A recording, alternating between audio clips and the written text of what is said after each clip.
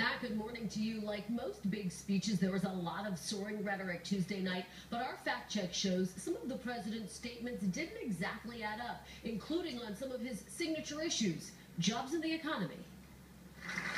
President Trump laid out his vision for the country Tuesday. One of his top promises, creating more jobs, arguing millions are out of work.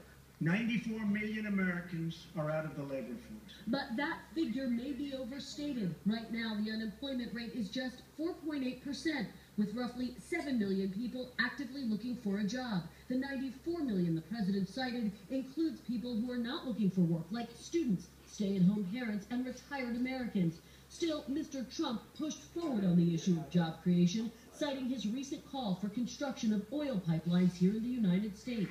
We have cleared the way for the construction of the Keystone and Dakota Access pipelines,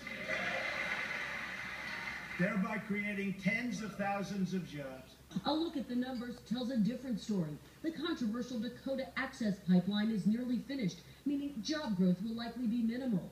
The State Department says Keystone could create a maximum of 16,000 temporary direct jobs. The number of permanent jobs created due to the Keystone pipeline is much smaller, just 35.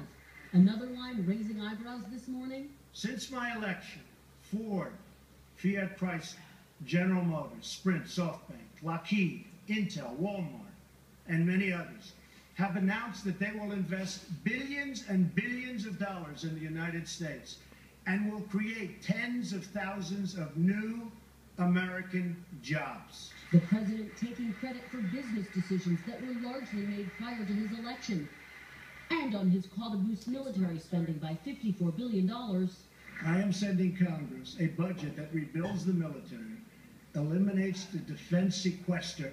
The White House has said they'll pay for that by slashing domestic programs, but Democrats and some Republicans argue without reforming entitlements like Social Security and Medicare, it won't add up.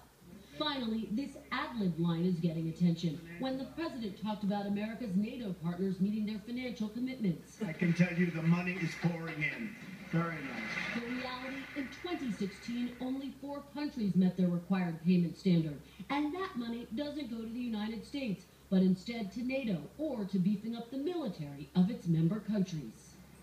Now, not surprisingly, the president also repeated a familiar Republican talking point that Obamacare is collapsing. Democrats and Republicans have plenty of arguments supporting or knocking down that assertion. Take your pick. But the key question, will Republicans be able to keep their promise and continue coverage for the 20 million Americans who now have health coverage who didn't before? Matt, Savannah.